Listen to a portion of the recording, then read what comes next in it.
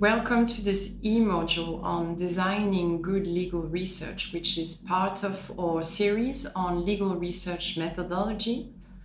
I am Perrine Simon, the liaison officer of the University of Luxembourg based in Laos, leading the inter-university project Laos-Luxembourg. Accompanying me today is Mr. Detsada Suksasum, professional translator, expert in law. สบายดียินดีต้อนรับสู่การบรรยายในหัวข้อเกี่ยวกับการออกแบบการบทวิจัยกฎทางกฎหมายซึ่งเป็นส่วนหนึ่งของสุดการบรรยายที่เราจัดออนไลน์โดยส่วนข้าพเจ้าก็ชื่อนางซิมอนเปรินซึ่งว่าเป็นผู้ประสานงานของโครงการของมหาวิทยาลัยสมบูรณ์ประจำสปป.ลาวซึ่งว่าเป็นผู้ประสานงานในโครงการที่ปฏิบัติอยู่คนรอเนาะที่พร้อมด้วยข้าพเจ้านี่ก็มีท่านเดชดาสุขเสริมข้าพเจ้าเองซึ่งว่าเป็นนักภาษาซึ่งมันจะช่วยรับหน้าที่เป็นผู้แปลภาษาสำหรับการบรรยายในมื้อนี้ This presentation is complementary to the one on how to find reliable resources, in particular what we're going to say about primary and secondary legal sources. You will see in this module that indeed what is fundamental about for a good legal research is to find legal sources, read and analyze them. บทสำหรับบทที่ข้าพเจ้าได้นำเสนอในมื้อนี้ก็จะว่าเป็นบทเพิ่มเติมใส่บทที่ข้าพเจ้าได้นำเสนอในอาทิตย์ที่ผ่านมาว่าเกี่ยวกับวิธีการเสาะหาข้อมูลข่าวสารที่เชื่อถือได้โดยเฉพาะในการดำเนินการวิจัยค้นคว้าทางกฎหมายซึ่งในบทดังกล่าวนี้พวกเราก็สิมาเบิ่งนำกันว่าการเสาะหาข้อมูลโดยเฉพาะข้อมูลปฐมภูมิหรือว่าอธินภูมิหรือว่าข้อมูลมือ2หรือมือ1หั่นมันมีความสำคัญใดๆในการดำเนินการวิจัยค้นคว้าทางกฎหมาย So what is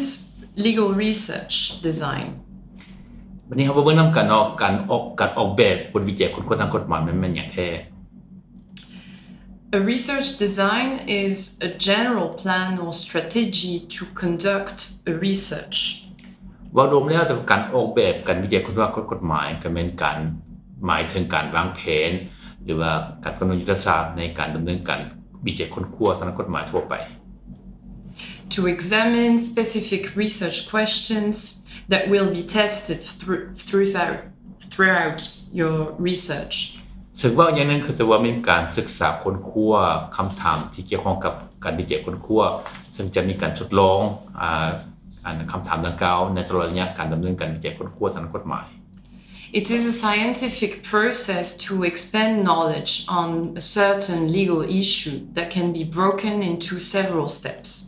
ซึ่งว่าเป็นขั้นตอนทางวิทยาศาสตร์ที่ว่าในการดำเนินการวิจัยค้นคว้าซึ่งจะมีหลายบัดเก้าที่ปองจะได้ดำเนิน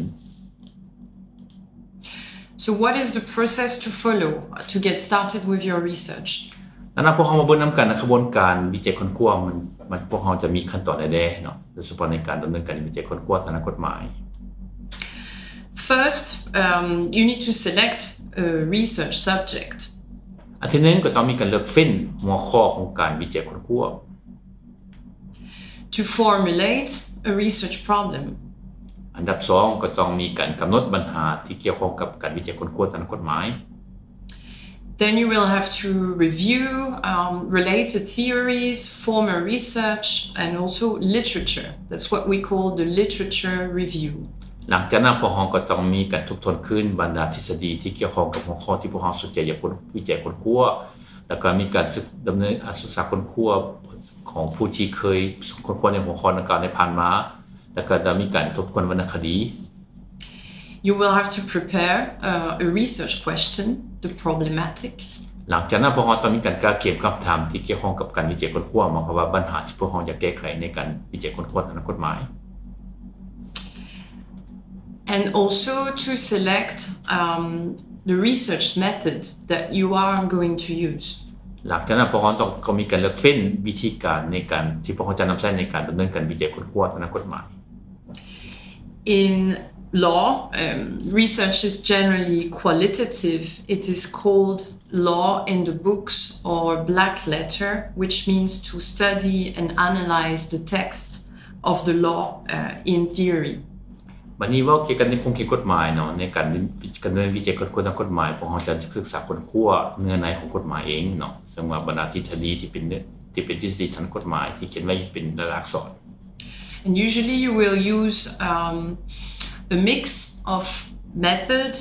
either descriptive, analytical, or normative. ซึ่งว่าวิธีการเนาะวิธีการนั้นพอจะนำใช้ในการวิจัยค้นคว้าทางกฎหมายพวกก็มีหลายมีการผสมผสานหลายวิธีบ่ว่าจะเป็นวิธีเกี่ยวกับการกำหนดละเอียดบ่หรือว่าการแบบวิเคราะห์หรือว่าในการเบิ่งเนื้อในของกฎหมายเอง If your research is more descriptive, you will try to describe the characteristics, observe and explain how does this legal question work, and it will be more informative and explanatory. ถ้าว่าเกี่ยวกับการวิจัยค้นคว้าแบบลักษณะมีการบรรยายเนาะสำหรับพวกเราจะเบิ่งว่ากฎหมายฉบับนึงเนาะจะมีการเนื้อในคือได้เนาะเฉพาะในการแก้ไขปัญหาในทางกฎหมาย If your research is more analytical, it will be about analyzing the law, understanding the causes and consequences, creating links, explaining the effects. Does it work? Why not? วันนี้ถ้าว่าเป็นการวิจัยค้นคว้าในลักษณะวิเคราะห์เนาะพวกเราก็จะมีการใช้วิธีการในการวิเคราะห์กฎหมายเนาะกฎหมายเนี่ยมันมีเนื้อหาขึ้นใดแล้วก็มีผลขึ้นใดผลสะท้อนผลได้รับของการปฏิบัติกฎหมายขึ้นใดว่ากฎหมายนี้ใช้ได้บ่ถ้าว่าใช้บ่ได้ย้อนหยังเนาะอันนี้มีวิธีการในรูปแบบของการวิเคราะห์ And if your research is more normative or also including a normative method, you will, given the description and the analysis, wonder what should be created or stopped or encouraged or better controlled. ถ้าว่าเป็นรูปแบบที่3เพราะว่าเป็นรูปแบบในการศึกษารูปแบบของกฎหมายนั้นก็จะมีการผสมผสานระหว่างการอธิบายกฎหมายก็คือการรูปแบบการวิเคราะห์ก็เพื่อเบิ่งว่ากฎหมายนี้ใช้ได้หรือบ่มันจำเป็นต้องมีการปรับปรุงบ่มีการสับเปลี่ยนบ่ But often you will be mixing these methods. For example, if in your research you want to analyze the case law of the last 30 years of the criminal chamber in Laos, you will have to describe what is the role of the criminal chamber, but also to analyze the case law. And maybe at the end of your research you will make some suggestions for the evolution either of the case law or the law, and that will be the normative aspect. วันนี้ปัจจุบันนี้ในการดำเนินการวิจัยค้นคว้ากฎหมายสำหรับพวกเราจะมีการนำใช้แบบวิธีการแบบผสมผสานระหว่าง3วิธีเนาะคือตัวอย่างถ้าว่าพวกเราอยากศึกษาค้นคว้าเกี่ยวกับกฎหมายอาญาใน30ปีผ่านมาเนาะพวกเราก็ต้องเอาศึกษาค้นคว้าบรรดาคดีที่เกิดขึ้นโดยเฉพาะในผ่านมานี่กฎหมายที่ใช้ในทางอาญามีขึ้นใดอาจจะนั้นก็จะมีวิธีการแบบวิเคราะห์มาขอวิเคราะห์ว่ากฎหมายในสมัยนั้นมันใช้ได้หรือบ่มีช่องว่างหรือบ่อาจจะนั้นก็จะมีการสมเทียบว่าชุดใดทุกคนจะมีกฎหมายในการนี้จะต้องมีการกระทบทวนคือบ่ได้มีการปรับปรุงให้มันดีขึ้น For more details on this and more examples about methodologies in law, you can watch the module on methodologies in legal research. สำหรับวิธีการในการดำเนินการวิจัยค้นคว้าละเอียดเนาะท่านสามารถเข้าถึงหลักสูตรที่ในหัวข้อเกี่ยวกับวิธีการดำเนินการศึกษาค้นคว้าทางกฎหมาย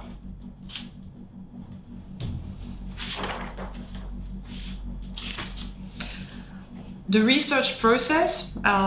if you go further, is also about the collection of research data, about collecting, if you do legal research, primary and secondary legal sources.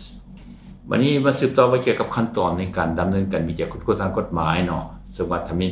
มันก็ต้องเป็นขั้นตอนต่อไปก็คือการเก็บกับข้อมูลสำหรับการวิจัยค้นคว้าซึ่งในนี้ก็รวมทั้งข้อมูลประเภทปฐมภูมิหรือข้อมูลประเภทมือ1หรือว่าข้อมูลอธิยภูมิหรือข้อมูลมือ2โดยเฉพาะจะเป็นข้อมูลและข้อมูลทางกฎหมาย Then you will have to analyze the data that you have collected. หลังจากนั้นพวกเราก็ต้องดำเนินการวิเคราะห์บรรดาข้อมูลข่าวสารที่พวกเราจะนำใช้ในการวิจัยค้นคว้าที่พวกเราได้เก็บกลับมา to interpret it. So what is your reading about this data? หลังจากนั้นก็ต้องมีการตีความหมายของข้อมูลที่พวกเราเก็บกับสำหรับการวิจัยค้นคว้าว่าพวกเรามีความเห็นขนาดใดหรือว่ามีทัศนะใดต่อข้อมูลเหล่านั้น And of course you will have to write your research, whatever it is, for an article, dissertation or report, PhD. หลังจากนั้นก็พวกเราก็ต้องเริ่มต้นขั้นตอนในการเขียนเนาะบทวิจัยค้นคว้าบ่ว่าจะเป็นในรูปแบบของบทความหรือว่าบทวิจัยนิพนธ์หรือว่าบทรายงาน Third part of the research process, you will have to work on the footnotes, abbreviations, citations in your paper. หลังจากนั้นพวกเราก็ต้องได้เบิ่งเนาะขั้นตอนองค์ประกอบต่างๆของบทวิจัยค้นคว้าบ่ว่าจะเป็นคำอธิบายอยู่ลุมนาเจียหรือว่า footnote หรือว่าคำศัพท์ย่อหรือว่าการอิงใส่คำเว้าของบุคคล Then the bibliography and possible annex that you put at the end of your work. หลังจากนั้นพวกเราก็ต้องแม่นเบิ่งบรรณานุกรมหรือว่าเอกสารซ้อนท้ายที่พวกเรานำใช้ในตอนท้ายของบทความวิจัยของเรา And sometimes when this is required, you may have to put an index of authors at the end of your report or article. แล้วก็บางครั้งถ้าจะเป็นก็พวกเราก็ต้องมีการกำหนดบรรดารายชื่อของผู้อ่านเจ้าของผลงานต่างๆที่พวกเราได้อ้างอิงใส่ในบทความของเรา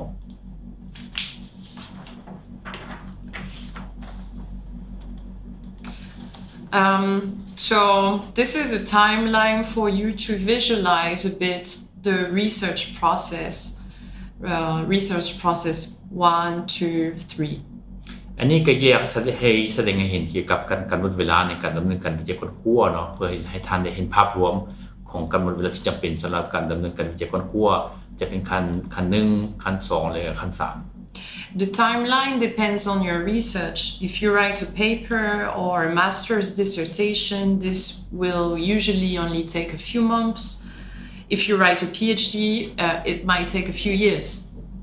ซึ่งเมื่อกับการกำหนดเวลามันก็ขึ้นกับหัวข้อที่พวกเราจะเขียนหรือว่าวิจัยค้นคว้านะถ้าว่าพวกเราเขียนบทความธรรมดาก็อาจจะใช้เวลาประมาณหลายเดือนแต่ว่าถ้าว่าเป็นบทวิจัยนิพนธ์สำหรับการศึกษาขั้นปริญญาเอกก็อาจจะใช้เวลาหลายปี But you will always follow the same process. First, process 1 will be about pre-research, finding a good legal research topic, doing a literature review, and formulating the research question and sub-research questions. แต่ว่าบ่ว่าจะเป็นตกในรูปแบบก็ตามเนาะแต่ว่าขั้นตอนก็จะเป็นขั้นตอนเดียวกันหมายความว่าต้องปฏิบัติตามแต่ละขั้นตอนที่ข้าพเจ้าได้บอกในเบื้องต้นหมายความว่าขั้นตอนละมิดก็ต้องมีขั้นตอนการเก็บสำหรับการวิจัยค้นคว้าอันที่2ก็ต้องมีการส่องหาหัวข้อการวิจัยค้นคว้าที่เป็นหัวข้อที่น่าสนใจอันที่3ก็ต้องมีการทบทวนวรรณคดี Then step 2, research process 2, which is the longest period. It's about the in-depth research, so you will have to read a lot if you do research, and also think about the structure of your paper, about your hypothesis, and then you will have to write. อันนี้ขั้นตอนที่2ถือว่าเป็นขั้นตอนที่ใช้เวลาหลายข้อมูลในกระบวนการวิจัยค้นคว้าหมายความว่าต้องเป็นขั้นตอนที่ต้องมีการวิเคราะห์ส่องหาข้อมูลแบบลึกซึ้งหมายความว่าในขั้นตอนที่2นี้พวกเราก็ต้องได้อ่านเอกสารหลายแรงเนาะแล้วก็ต้องมีการกำหนดองค์ประกอบของบทวิจัยแล้วก็นอกจากนั้นก็ต้องมีการสร้างข้อสมมุติฐาน And the last step,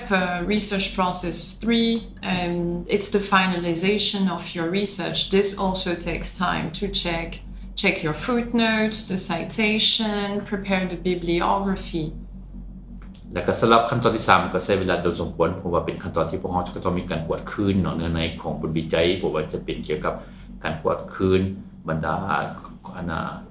ข้อความที่พวกเราเขียนอยู่รวมของหน้าเจียเนาะหรือว่า footnote ฉะนั้นก็ต้องมีการตรวจสอบบรรดาการอ้างอิงใช้คำว่าของบุคคลเนาะก็ถือว่าเป็นขั้นตอนการสรุปสำรวมบทวิจัยค้นคว้านักกฎหมาย In this lecture we will detail some of these steps, in particular to start with the research problem or the research topic. สำหรับการบทบรรยายในมื้อนี้พวกเราสิลงรายละเอียดแต่ละขั้นตอนเนาะแต่ละบาทก้าวในการดำเนินการวิจัยค้นคว้าโดยเฉพาะเกี่ยวกับขั้นตอนในการสอบหาปัญหาสำหรับการวิจัยค้นคว้า To get started with your legal research, you need first to identify a clear research problem. It has to be a law problem if you are doing a legal research. ถ้าว่าพวกเรามีจุดประสงค์อยากดำเนินการวิจัยค้นคว้าเกี่ยวกับกฎหมายที่สำคัญที่สุดก็ต้องหาหัวข้อเนาะหัวข้อของการวิจัยค้นคว้ามาเพราะว่าจะต้องเกี่ยวกับปัญหาทางกฎหมายที่เกิดขึ้นที่พวกเราอยากสอบวิธีแก้ไข You need to think about the justification of its selection. Why this topic? Why not another alternative? แล้วก็ขั้นตอนที่2ก็ต้องมีการนำเหตุผลเป็นอย่างพวกเราจะเลือกเอาหัวข้อนี้เนาะเปลี่ยนจะบ่เลือกเอาหัวข้ออื่นแต่ว่าทางอื่นดีมีทางเลือกมีหัวข้อไหนที่ว่าเป็นทางเลือกทางอื่น I will give you one example. That's my PhD research on the criminalization power of the European Union. People asked me why this topic when the question of the competence, the criminal power of the European Union was already dealt with in the past by other academics. Well, it was justified because the competence of the European Union was amended and the power modified. So a new study had to be done dealing with new questions that it was raising. ข้าพเจ้าขออนุญาตนำตัวอย่างตัวนึงเนาะเกี่ยวกับบทวิจัยค้นคว้าของข้าพเจ้าเองซึ่งว่าเป็นบทวิจัยค้นคว้าสำหรับการศึกษาขั้นปริญญาเอกของข้าพเจ้าเองซึ่งหัวข้อของบทวิจัยค้นคว้าดังกล่าวนี้แม่นเกี่ยวกับอำนาจในการดำเนินคดีทางอาญาของสหภาพยุโรปซึ่งในตอนนั้นก็มีหลายภาคส่วนหลายคนก็ได้ถามข้าพเจ้าว่าเป็นหยังสิเลือกหัวข้อดังกล่าวนี้เพราะว่าเป็นหัวข้อนึงที่หลายคนก็เคยศึกษาค้นคว้าในผ่านมาเหตุผลที่ข้าพเจ้าได้เลือกเอาหัวข้อดังกล่าวนี้ก็เนื่องจากว่าปัจจุบันนี้อำนาจของสหภาพยุโรปมีการเปลี่ยนแปลงมีการดัดแก้อำนาจของสหภาพยุโรปดังนั้นจึงว่ามันมีความจำเป็นที่ต้องเอาปัญหานี้ขึ้นมาศึกษาค้นคว้าใหม่ To choose your topic, your research problem, you need to take a field you are interested in. วันนี้สำหรับการเลือกหัวข้อของการบทวิจัยค้นคว้าเนี่ยก็ต้องอันดับที่มีก็ต้องแม่นสอบหาคงเขตหรือว่าที่พวกเรามีหรือว่าหัวข้อที่พวกเรามีความสนใจ Take a field you are comfortable with. หลังจากนั้นก็ต้องเลือกเอาสาขาที่พวกเรามีความสะดวกสบายในการสอบหาข้อมูลเลยดำเนินการวิจัยค้นคว้า Take a field that you know. และหลังจากนั้นก็ต้องเลือกเอาสาขาที่พวกเรารู้ดี If you apply for a conference or for any research grant with a proposal on a topic you have no expertise at all in, it's very unlikely that they will choose you. So think about what do you teach and how your research can be complementary to your teaching or what was your master's in or your previous publications in. ที่ว่าในเวลาทานอยากขอทุนการศึกษาเนาะจากโดยเฉพาะเขาของกองประชุมในการเป็นผู้บรรยายในกองประชุมถ้าว่าบ่มีข้อมูลในด้านการนี้ก็จะเป็นไปยากที่พวกที่ทางผู้จัดกองประชุมจะรับเนาะดังนั้นจึงว่าในนั้นจะต้องในการในเวลาขอทุนสำหรับการเข้าของกองประชุมมันก็ต้องมีการอ้างอิงว่าผ่านมานี่เคยเขียนบทความใดๆมีข้อมูลด้านวิชาการในคงคิดต่างๆหรือบ่ Of course, you need to choose a field that is in law, but there are many fields in law within public or private law that you can choose: civil law, business law, criminal law, constitutional law, administrative law, or international law. สำหรับหัวข้อนี้ที่ท่านเลือกเฟ้นแน่นอนแล้วก็ถ้าว่าต้องเลือกเฟ้นหัวข้อที่เกี่ยวข้องกับกฎหมายแต่ว่าในการเลือกเฟ้นหัวข้อที่เกี่ยวข้องกับกฎหมายนี่ก็มีกฎหมายหลายประเภทเนาะบ่ว่าจะเป็นกฎหมายทั้งกฎหมายแพ่ง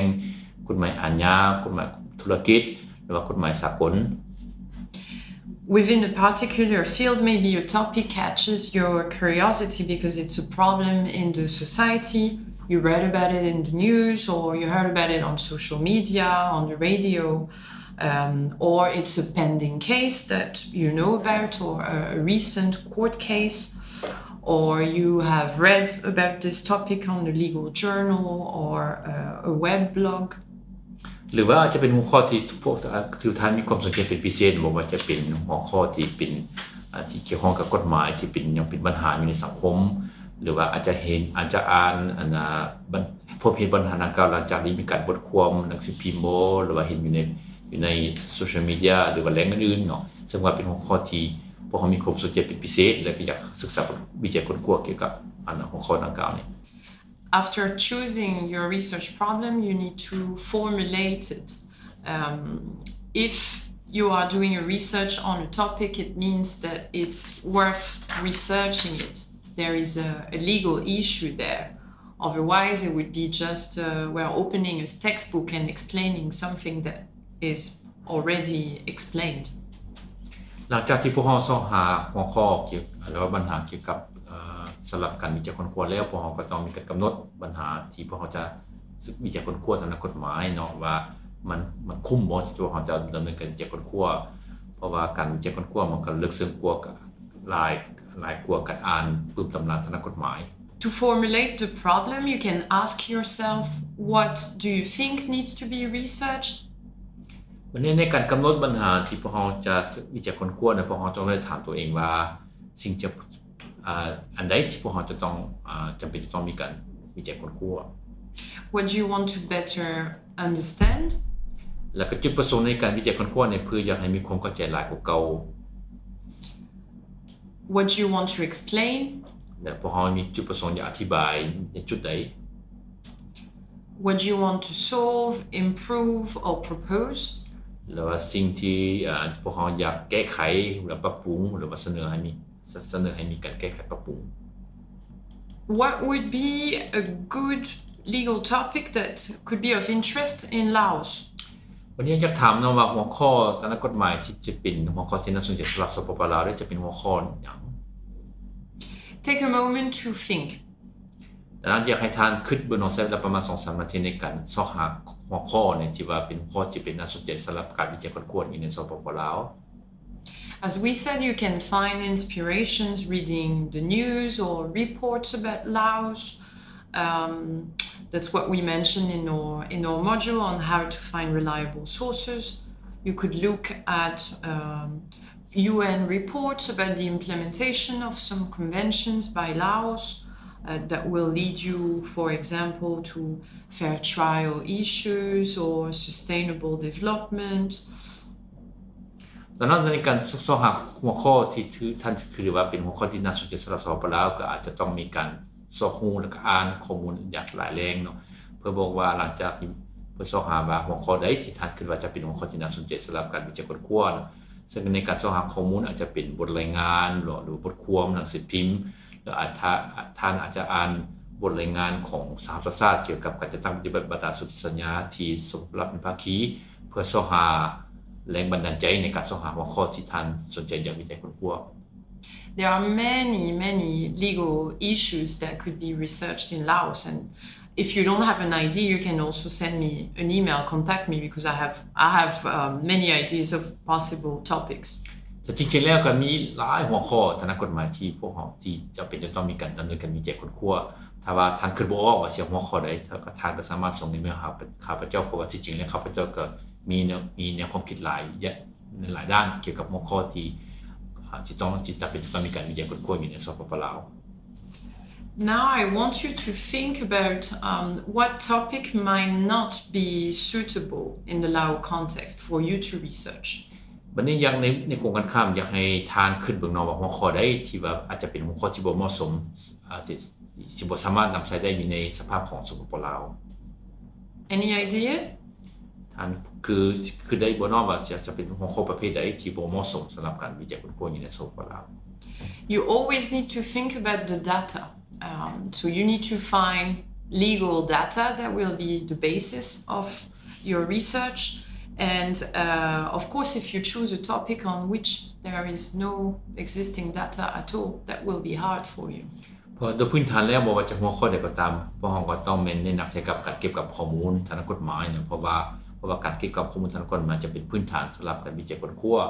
ถ้าว่าเรื่องพวกเราเรื่องหัวข้อในการวิจัยค้นคว้าแล้วถ้าว่าบ่มีข้อมูลแล้วพวกเราก็จะบ่สามารถดำเนินการวิจัยค้นคว้า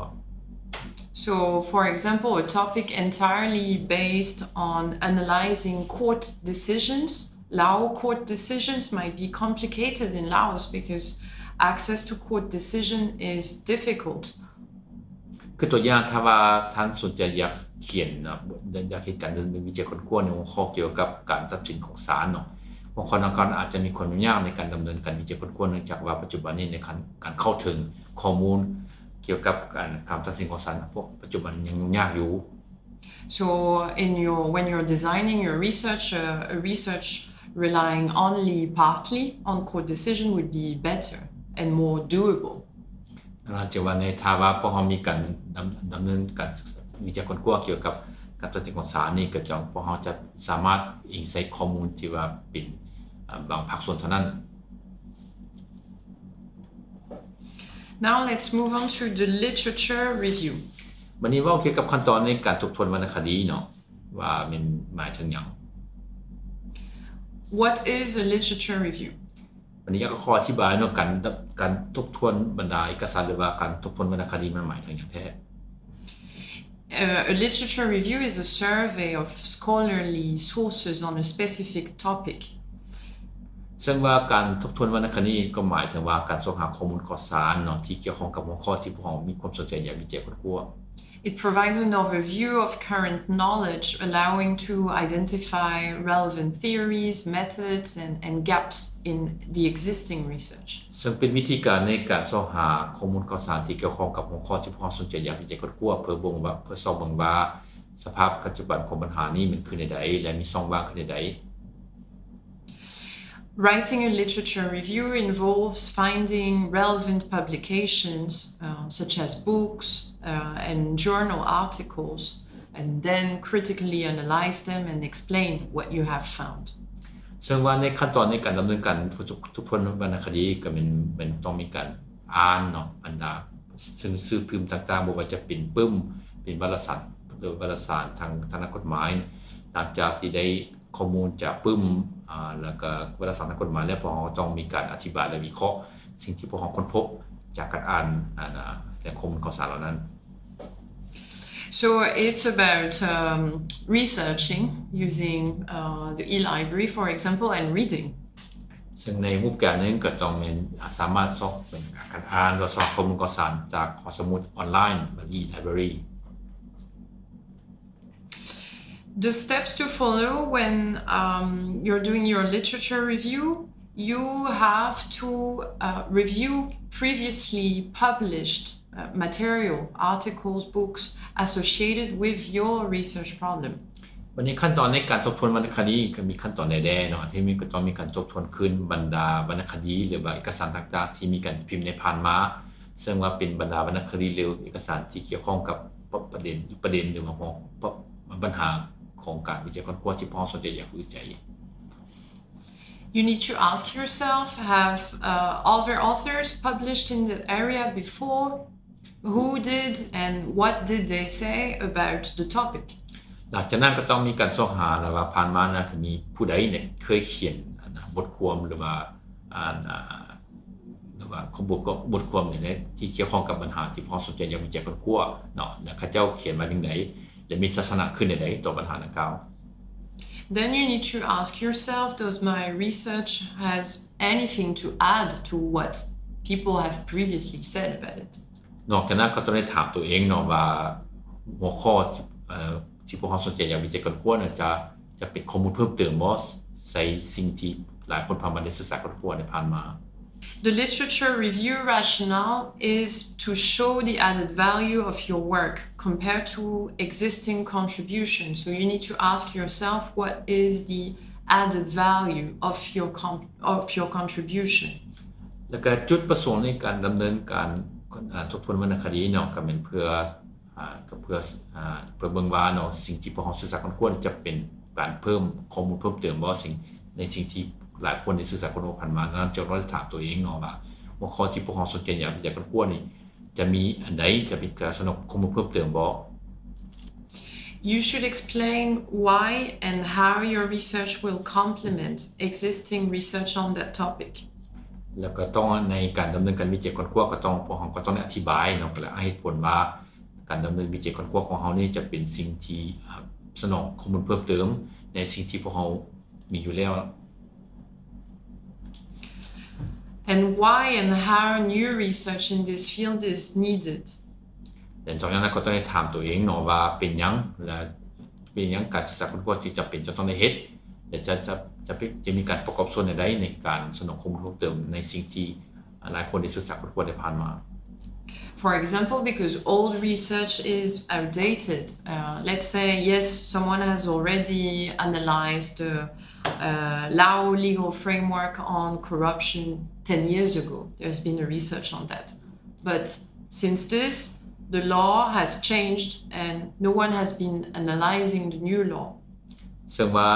อาจจะเหตุผลนึงจนว่าข้อมูลที่พวกเฮามีอาจจะเป็นข้อมูลที่ล้าสมัยแล้วหรือว่าโดนแล้วนั่นน่ะตัวอย่างถ้าว่าในผ่านมาเคยมีบุคคลบางบุคคลที่มีการศึกษาค้นคว้าเกี่ยวกับกฎหมายมาด้วยการสุราบางหลวงเนาะใน10ปีที่ผ่านมาซึ่งว่าหลังจากนั้นมาฮอดปัจจุบันนี้ก็มีกฎหมายมีการเปลี่ยนแปลงกฎหมายแล้วฉบับแล้วซึ่งปัจจุบันนี้ยังบ่ทันมีผู้ใดที่มีการวิจัยค้นคว้าเกี่ยวกับผลกระทบหรือว่าผลในรับของการจะตัดปฏิบัติกฎหมายมาด้วยการสุราบางหลวงYou would need to refer to these previous research and acknowledge the work of others, but the added value of your research would be to analyze the new legal framework. ซึ่งในการวิจัยค้นคว้าพวกเฮาก็ต้องได้อ้างอิงใส่ผลงานที่หลายคนได้ศึกษาค้นคว้าในหัวข้อนี้เนาะแล้วก็ต้องรับรู้ว่าผ่านมาก็เคยมีหลายคนที่เขียนเรื่องศึกษาค้นคว้าในหัวข้อดังกล่าวนี้ซึ่งว่าแล้วก็ต้องย้ำอื่นว่าอันนั้นบทวิจัยของเฮานี่จะเป็นการประกอบส่วนในการสนับสนุนข้อมูลเพิ่มเติมขึ้นใดๆโดยการวิเคราะห์ผลของการจะปฏิบัติกฎหมายนั้น Let's also imagine that you want to research a topic that many researchers before you have been researching, but no one about Lao law, but no one had done it using a comparative law point of view. This would be the added value of your work. ซึ่งว่าอาจจะเป็นในหนึ่งในเหตุผลที่พวกเฮาดำเนินการวิจัยค้นคว้าอาจจะเป็นอาจจะย้อนว่าผ่านมาก็เคยมีหลายคนศึกษาค้นคว้าในหัวข้อดังกล่าวนี้แต่ว่าจะมีผู้ใดที่มีวิเคราะห์โดยมีการสมเทียบเนาะระบบกฎหมายอันนั้นจะว่าจุดประสงค์ในการวิจัยค้นคว้าก็เพื่อเพิ่มเนาะเพิ่มสนองข้อมูลเพิ่มเติมนะใส่สิ่งที่ใช้ข้อมูลที่พวกเฮามีอยู่แล้วในปัจจุบันSo it's very important to think about the angle you are adopting. If you are adopting a new angle on an old question, this could be the added value of your research. แล้วก็อีกประการนึงเนาะอีกด้านนึงก็อาจจะแม่นเพราะในการวิจัยดำเนินการวิจัยค้นคว้าของเฮาอาจจะแม่นแบบมีการดำเนินการวิจัยในมุมมองที่แตกต่างกันอันนั้นก็จะเป็นสิ่งนึงที่เห็นให้บทวิจัยของเฮานี่จะเป็นสนองข้อมูลเพิ่มเติมเนาะในสิ่งที่พวกเฮามีอยู่แล้ว Now the research question. This is also called sometimes the problematic. วันนี้มาเว้าเกี่ยวกับปัญหาของตั้งคำถามเกี่ยวกับการวิจัยเนาะหรือว่าปัญหาที่เกี่ยวข้องกับบทวิจัยนั้น You need to have in your research to formulate a research question. It has to be stated in the introduction and when you will also present your research test.The first thing people will be asking you, what is your research question? ในการกำหนดคำถามเนาะของการวิจัยค้นคว้าเนี่ยก็ต้องเป็นต้องได้กำหนดเป็นคำถามที่พวกเราต้องระบุอยู่ในภาคเสนอของบทวิจัยค้นคว้าเนื่องจากว่าหลายคนอาจจะตั้งคำถามว่าเป็นหยังพวกเราจึงตัดสินใจวิจัยค้นคว้าในหัวข้อดังกล่าวนี้ A good research question is essential to guide your research paper, project or thesis.It pinpoints exactly what you want to find out and gives your work a clear focus and purpose. ซึ่งว่าการกำหนดคำถามของการวิจัยค้นคว้าก็มีความหมายสำคัญเพราะว่ามันจะเป็นสิ่งในการเป็นที่พอใช้เป็นชี้นำในการดำเนินการวิจัยค้นคว้าว่าพวกเราจะแก้ไขปัญหาใดเนาะแล้วก็จะมีจุดซุ่มใดๆในการดำเนินการวิจัยค้นคว้า All research questions should be focused.on a single problem or issue. So you need to have one general research question that you can break into sub-questions, but not several research questions. There will be one.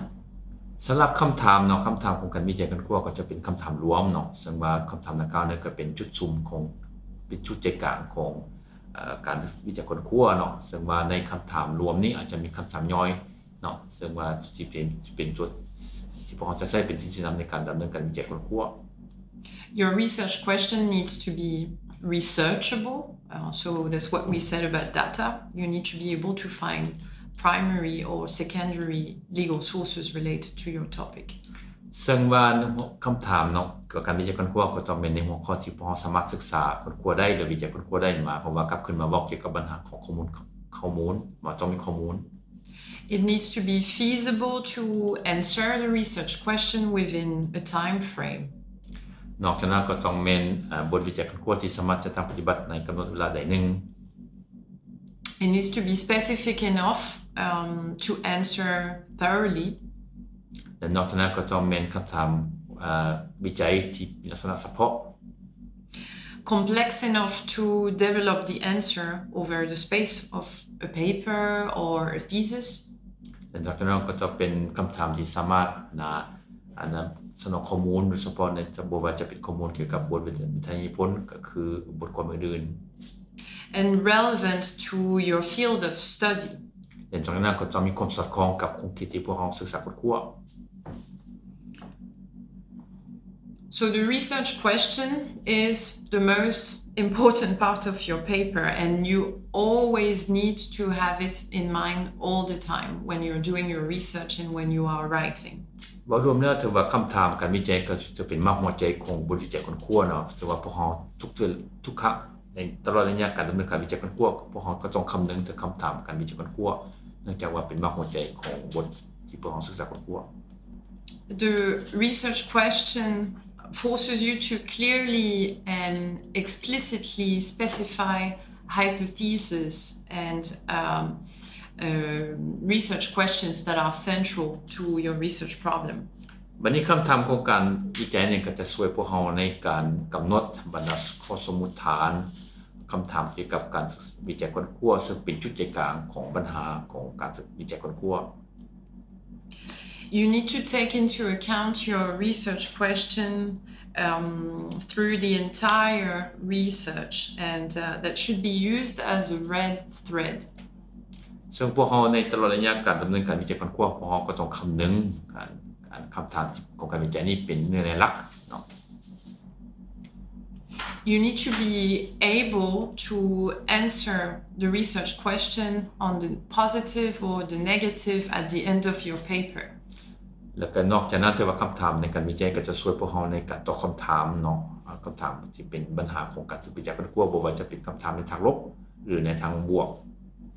If at the end of your paper you give no answer, that means that you got a bit lost and you are out of the scope of your research and you will need to rework to focus and give an answer to your research question. ในเวลาสำเร็จบทศึกษาค้นคว้าถ้าว่าบ่มีคำตอบต่อปัญหาที่พวกเราได้ตั้งไว้เนาะในการวิจัยค้นคว้าถือว่าบทพวกเราก็บ่สำเร็จแต่ว่าจะเป็นจะต้องมีการเริ่มการวิจัยค้นคว้าขึ้นมาใหม่เพื่อสอหาคำตอบต่อโจทย์ที่พวกเราได้ตั้งไว้สำหรับวิจัยค้นคว้า So you should try for that to make sure you stay in the scope of your research to structure your chapters, parts, titles of your article or dissertation around the research question. ดังนั้นจะว่าในตลอดในการดำเนินการวิจัยค้นคว้าพวกเราต้องรับประกันว่าพวกเราดำเนินการวิจัยค้นคว้าภายในกรอบที่พวกเรากำหนดไว้เนาะดังนั้นถือว่าต้องมีการกำหนดองค์ประกอบของวิจัยค้นคว้าบ่ว่าจะเป็นภาคบรรดามาตราเนาะหรือว่าส่วนต่างๆของบทวิจัยค้นคว้าเพื่อรับประกันว่าพวกเราดำเนินการวิจัยค้นคว้าภายในกรอบที่พวกเราได้ตั้งไว้ Each part of your research is answering the research question. There is no separate part on a separate question. The whole paper is related to this one issue. ซึ่งแต่ละภาคของบทวิจัยค้นคว้าก็จะเป็นการตอบโจทย์เนาะของที่เป็นปัญหาของวิจัยค้นคว้าบ่จะบ่มีภาคที่เป็นมีการตอบโจทย์ต่างหากทุกภาคของบทวิจัยแล้วแต่ว่าเป็นการตอบโจทย์ของบทคำถามของการวิจัยค้นคว้า Here you have a little drawing scheme of the red thread. ขึ้นในหน้าจอนี้ก็เป็นภาพวาดเนาะเกี่ยวกับปัญหาเนื้อในหลักของการวิจัยค้นคว้า The red thread, the idea is that, when you are suing, that's your thread. So in your paper, you should have one thread that you will unroll from the beginning to the end. ซึ่งภาพดังกล่าวนี้ก็สะท้อนให้เห็นคือครับเวลาเฮาหยิบเครื่องเนาะมันก็ต้องมีเส้นได้เนาะแต่ว่าในหลักของการวิจัยกันกว้างก็คือกับเส้นได้นี่จะต้องมีการหยิบเริ่มจากจุดเริ่มต้นจนถึงจุดสุดท้าย The red thread, it looks almost like a snake. You can think like it's your naga, the cycle that you have to follow. It's your research question, and it always has to be there in your introduction, in the part 1, part 2, part 3, part 4, 5, if you have many parts. In the conclusion, it will be in each part of your dissertation. ซึ่งว่าเบิ่งนี้แบบนึงกับพวกเฮาก็จะเบิ่งแล้วก็คือกับรูปตรงงูหรือว่ารูปพญานาคเนาะหมายความว่าทุกภาคส่วนก็ต้องมีการติดพันก็มีการที่พันซึ่งกันและกันบ่ว่าจะเป็นภาคเสนอภาค1ภาค2ภาค3หรือภาคสรุปเนาะซึ่งว่าแต่ละภาคก็ต้องมีติดจอดกันอันนั้นมีการผูกพันซึ่งกันและกัน So the red thread is your research question, your main argument, and don't forget that in a law paper, you are doing a demonstration and you are arguing to convince your reader of your point of view. ซึ่งอันนี้ก็ไม่โอเคกับในหลักของการวิจัยการควบมันคือกับเป็นเส้นได้เส้นนึงเนาะแต่ว่าพวกเฮาต้องคำนึงเสมอว่าในเวลาพวกเฮาดำเนินการวิจัยการควบจะได้กฎหมายในเวลาพวกเฮามีการวิเคราะห์กฎหมายพวกเฮาก็จะได้นำเหตุผลเนาะเพื่อให้ผู้อ่านนั้นมีความได้ใจหรือว่าเชื่อใจต่อสิ่งที่พวกเฮาได้อ้างอีก So remember the red thread. ดังนั้นจึงให้ในเวลาดำเนินการวิจัยการควบพวกเฮาต้องคำนึงถึงรูปดังกล่าวนี้ก็คือกับเส้นได้เส้นนึงเนาะในโดยเฉพาะในองค์ประกอบของการวิจัยการควบ Now take a moment and ask yourself, if you're doing a research at the moment, ask yourself about your research question. What is the overall research question of your research? ดังนั้นจะว่าอยากให้ทานใช้เวลา2-3 นาทีคิดเบิ่งเนาะว่าสมมุติว่าทานกำลังดำเนินการวิจัยการควบในหัวข้อใดในปัจจุบันนี้ก็อยากให้ทานถามตัวเองว่าคำถามที่ของการวิจัยการควบทั่วไปนี่มันจะเป็นคำถามประเภทใด Do you have more than one research question? หรือว่าถ้ามีคำถามเกี่ยวกับการวิจัยหลายกว่า1คำถามบ่ If so, it's not good because we said you need to have one general research question only. ถ้าว่ามีคำถามหลายก็ถือว่าจะบ่เป็นถือว่าบ่เป็นการถือว่าบ่มีการออกแบบการวิจัยที่ถูกต้องเนาะเพราะว่าข้าพเจ้าว่าในเบื้องต้นในเวลาพวกเราตั้งคำถามคือการวิจัยพวกเราต้องมีคำถามเดียวเท่านั้น Are you able to incorporate this question at all the stages of your research? นอกจากนั้นก็ต้องได้ตั้งคำถามตัวเองได้ถามตัวเองว่าในตลอดขั้นตอนของการวิจัยการควบพวกเราได้มีการพยายามเนาะตอบโจทย์เนาะที่เป็นคำถามการวิจัยบ่ The research question is related to the hypothesis. You ask a question, okay, about a topic, and your hypothesis is the prediction that you make. ส่วนในการตั้งข้อสมมุติฐานนี้พวกเราก็ต้องมีการตั้งคำถามตัวเองว่าพวกเราจะมีคาดคะเนผลที่รับขึ้นได้เนาะเฉพาะในเวลาพวกเราเสนอวิธีแก้หรือว่ามีข้อสรุปในตอนท้ายของการวิจัยการควบ Do you already have an answer in mind? แต่พวกเราก็ต้องถามตัวเองว่าในหัวเราพวกเราในใจเรานี่พวกเรามีคำตอบหรือบ่ Do you think you will be able to prove your hypothesis? นอกจากนั้นก็ต้องได้ถามตัวเองว่าพวกเราจะสามารถนำหลักฐานมาแสดงข้อสมมุติฐานของพวกเราได้หรือบ่ So to give you an example, if I want to research adoption in civil law in Laos, I have in mind a specific topic, Article 19, which of the civil law saying that the act of adoption should be issued if deemed suitable. คือยกตัวอย่างเนาะสมมุติว่าพวกเรามีจุดประสงค์อยากวิจัยข้อเกี่ยวกับการรับเด็กน้อยมาเลี้ยงเนาะอยู่ในสปปลาวเนาะโดยเฉพาะข้าพเจ้าในหัวก็มีคำตอบอยู่เพราะว่าถ้าว่าอิงใส่มาตรา19 ของประมวลกฎหมายแพ่งเนาะก็ได้กำหนดไว้ว่าพวกเขาจะสามารถดำเนินการเอาเด็กน้อยมาเลี้ยงเป็นลูกของตัวเองถ้าว่ามันเหมาะสม This provision seems very vague. What is if deemed suitable? เพราะว่าถ้าเบิ่งเนื้อในของมาตรา19เนี่ยก็เห็นว่าข้อกำหนดมีเนื้อในที่ว่ากว้างเกินไปเนาะเพราะว่าพวกเขาจำนั้นต้องมีความเข้าใจว่าคันว่าคำว่าเหมาะสมมันหมายถึงอย่างแท้ My research question could be on this topic: how does the judiciary deal with the question of if deemed suitable? ดังนั้นจึงว่าหัวข้อที่อาจจะพวกเขาอาจสนใจมีความสนใจอยากวิจัยค้นคว้าอาจจะต้องมีสักค้นคว้าว่าคำว่ามีความเหมาะสมมันหมายถึงอย่างแท้ในกฎหมาย Or if you want to reformulate it a bit more precisely, how is Article 39 of the civil law on adoption dealt with by the courts in Laos? หรือว่าอาจจะดำเนินการวิจัยค้นคว้าไปไกลกว่านั้นอาจจะต้องมีการปรับปรุงในของมาตรา39ของประมวลกฎหมายแพ่งเนาะหรือว่าอาจจะมีการดำเนินการวิจัยค้นคว้าว่าปัจจุบันนี้ทางศาลเนาะในศาลจะ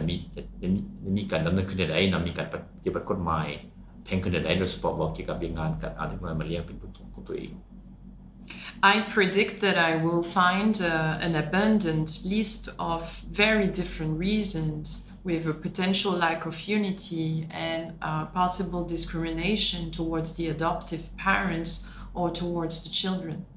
ซึ่งว่าข้อสมมุติฐานที่เขาจะตั้งไว้เนาะในปัญหาดังกล่าวนี้อาจจะเป็นสุดท้ายมาก็จะมีเกี่ยวกับการจำแนกเนาะผู้ที่ว่าจะเป็นพ่อแม่บุญธรรมในการเด็กน้อยมาเลี้ยงหรือว่าปัญหาอื่นที่พันเกี่ยวกับปัญหาดังกล่าวนี้ So this is my prediction. This is what I anticipate to find before starting my research. This is my intuition. อันนี้เพียงแต่ว่าเป็นข้อสมมุติฐานครับจะตั้งไว้เนาะเป็นความรู้สึกหรือว่าเป็นสิ่งที่ครับทัศนะก่อนที่ครับจะมีตัวปัญหาดังกล่าวก่อนที่จะเริ่มดำเนินการวิจัยค้นคว้า And my hypothesis could be that providing legal guidelines and more accurate criteria of what suitable could be helpful for the administration, for the parents and for the children. ดังนั้นข้อสมมุติฐานที่ครับจะตั้งไว้ในปัญหาดังกล่าวนี้อาจจะเป็นโดยการสนองเงื่อนไขที่ละเอียดกว่าเก่าที่เสถียรกว่าเก่าให้แก่ภาคส่วนบริหารหรือพ่อแม่บุญธรรมในการเอาเด็กน้อยมาเลี้ยงเป็นลูกบุญธรรม And this is what I think before starting process 2, before starting the reading, the collection of data, maybe at the end of my research. It will not be clear. I will not confirm this hypothesis, but I need to have it to start with.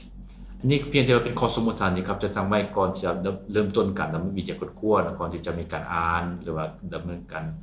มีการทบทวนวรรณคดีเนาะซึ่งว่าหลังจากสำเร็จการวิจัยค้นคว้าแล้วข้าพเจ้าอาจจะบ่สามารถตอบมีคำตอบต่อข้อสมมุติฐานที่ครับจะตั้งไว้ในเบื้องต้น So to summarize, to get started and to design a good legal research, you need to take a topic interesting for you. และน่าจะว่าขออนุญาตสรุปคือเนาะโดยเฉพาะวิธีการในการออกแบบบทวิจัยค้นคว้าทางกฎหมายที่ดีเนี่ยพอต้องมีดำเนินขั้นตอนใดๆอันที่1ก็จะเป็นเรื่องหัวข้อที่พวกเขามีความสนใจ Formulate your research problem.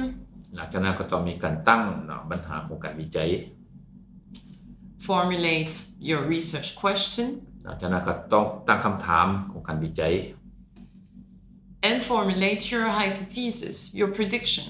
หลังจากนั้นก็ต้องมีการตั้งข้อสมมุติฐานมาเพราะว่าต้องมีการกำหนดการคาดคะเนสิ่งที่พวกเขาสามารถตอบโจทย์ Then you need to start the research. That's it. Analyze the data that you collected. หลังจากนั้นพวกเขาจะเริ่มต้นขั้นตอนในการวิจัยค้นคว้ามาเพราะว่าต้องมีการเก็บข้อมูลแล้วหลังจากนั้นก็ต้องมีการวิเคราะห์ข้อมูลที่พวกเขาเก็บมา And you start answering your question. หลังจากนั้นก็หลังจากมีการเก็บข้อมูลแล้ววิเคราะห์ข้อมูลแล้วพวกเขาต้องเริ่มตอบหาคำตอบต่อโจทย์โดยเฉพาะเกี่ยวกับต่อปัญหาของการวิจัยค้นคว้า verifying or denying your arguments. หลังจากนั้นก็ต้องมีการตรวจสอบคืนหรือว่าปฏิเสธข้อสมมุติฐานที่พวกเราตั้งไว้ในเบื้องต้น That's it. We reached the end of this presentation. So now you just have to practice, get started with legal research. Thank you for joining us and for your attention. Please contact me if you have any question, and you can also check our new website to follow our activities. ขอบใจหลายๆสวัสดีมาฮอดนี้ข้าพเจ้าบทเสนอของข้าพเจ้าก็สิ้นสุดแต่เพียงเท่านี้เนาะแล้วก็มีแต่ว่าหลังจากได้รับข้อมูลแล้วก็อยากให้ทานเริ่มต้นปฏิบัติจริงโดยเฉพาะเริ่มต้นจากการวิจัยค้นคว้าแล้วก็ถ้าว่าท่านใดมีความสนใจเพิ่มเติมในหัวข้อดังกล่าวนี้ก็สามารถติดต่อข้าพเจ้าได้หรือว่าติดตามกิจกรรมของพวกข้าพเจ้าอยู่ในเว็บไซต์ของพวกข้าพเจ้าอีกทีนึงขอแสดงความขอบใจที่ได้รับฟังแล้วก็เข้าร่วมในการบรรยายออนไลน์ในครั้งนี้ขอขอบใจ